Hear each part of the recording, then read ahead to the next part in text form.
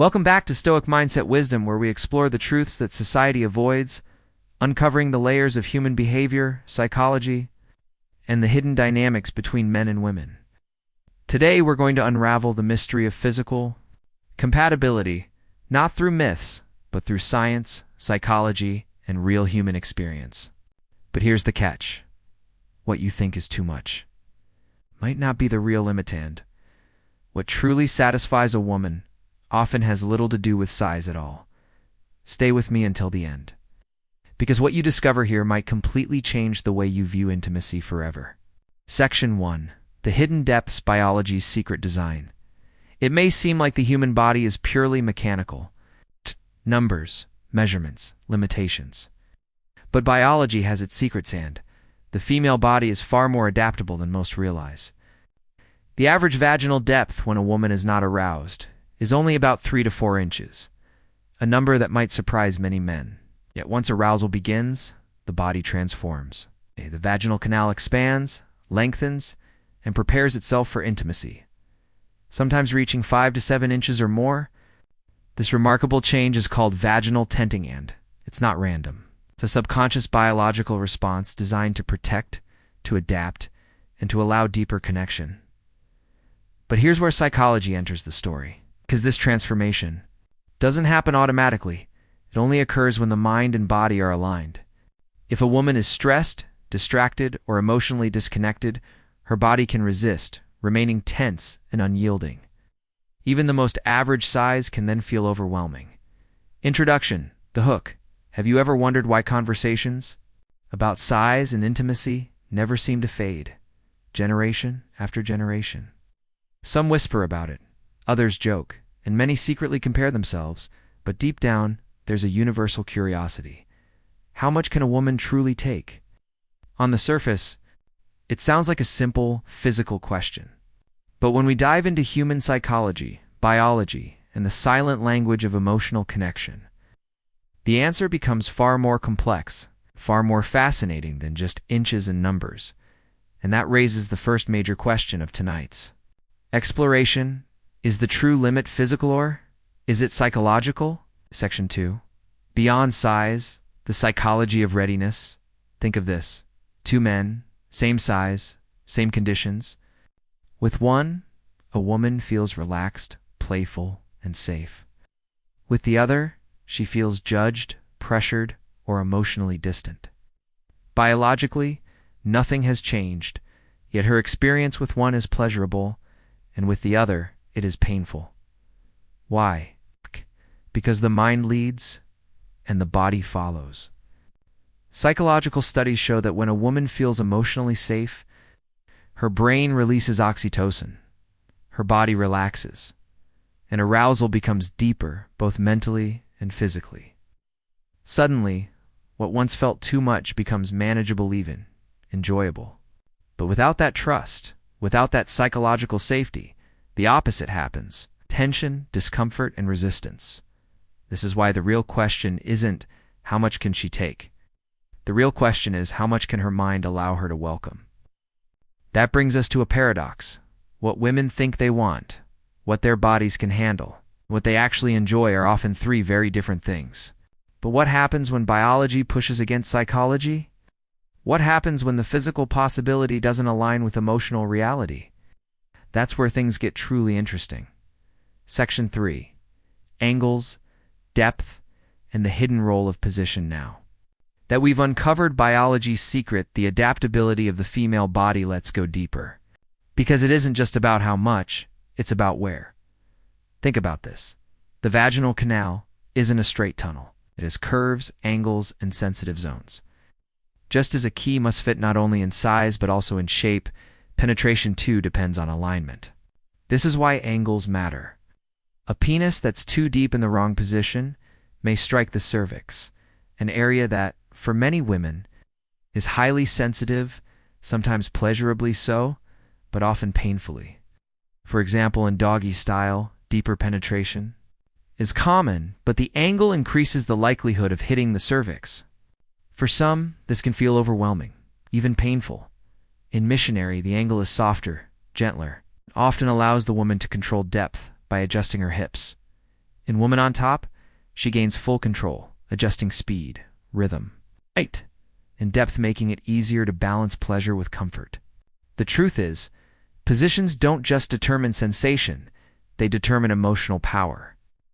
The positions where she has more control are often the ones where she feels more relaxed, more open, and more willing to take in more.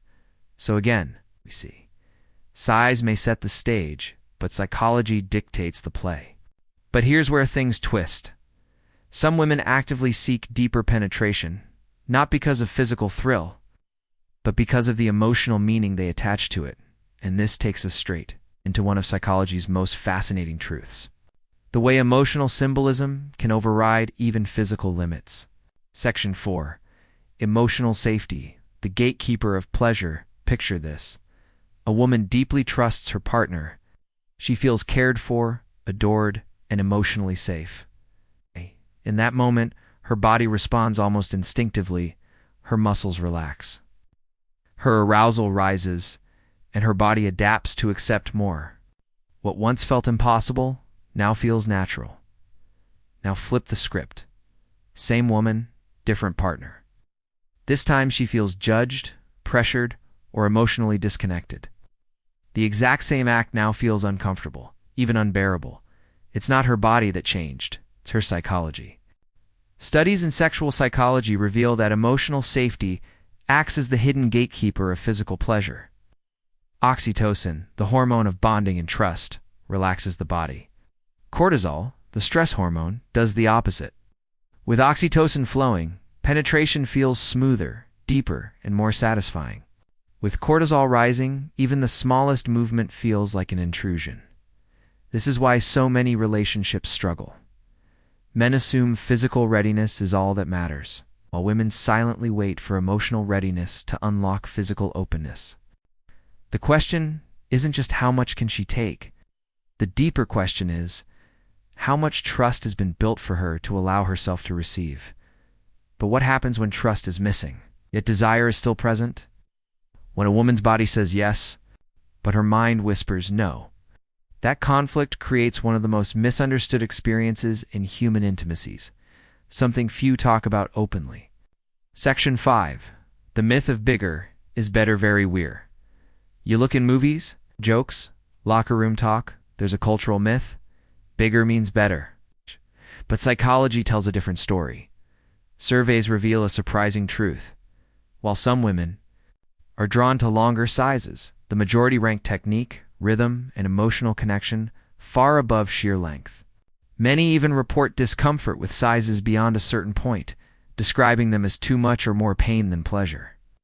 In fact, one study found that most women prefer a size that fits within their comfort zone rather than one that pushes beyond it. Why? Because pleasure isn't about maximum stretching, it's about maximum connection. It's like dancing.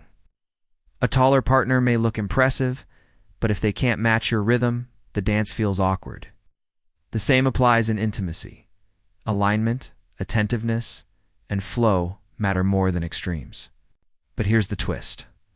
While many reject the myth of bigger is always better, some secretly desire it not physically, but symbolically.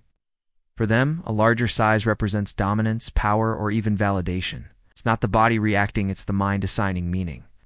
And here lies the danger.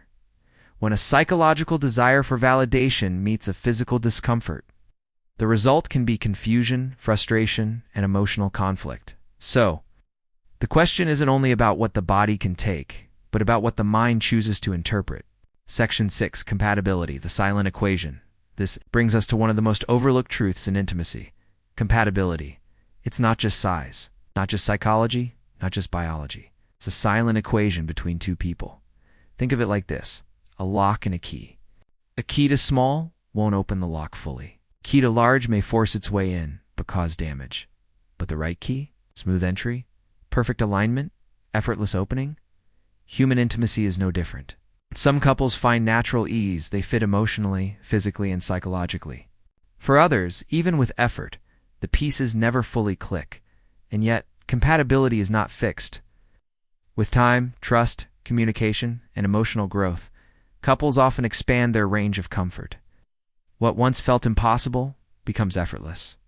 What once caused tension becomes the very thing that deepens connection. But here's where the story sharpens. Not every couple achieves this. Some chase myths, some ignore their differences, and some break under the weight of silent incompatibility. So what really determines whether a woman can or wants to take more? The answer lies in the unspoken balance between biology, psychology, and emotional alignment. And just when you think you've understood it all, there's one final twist. Section 7. Historical and cultural perspectives on size to truly understand human fascination with size. We need to look beyond biology into history, culture, and human perception. Across centuries and civilizations, ideas about what is enough or too much have shifted dramatically. Ancient cultures often associated larger penises with virility, power, and dominance. Statues, literature, and artwork emphasized exaggerated forms, but the symbolism was psychological rather than practical. It was about status and perception, not actual sexual satisfaction. In contrast, Eastern traditions, including Taoist and Ayurvedic teachings, emphasized energy flow, technique, and emotional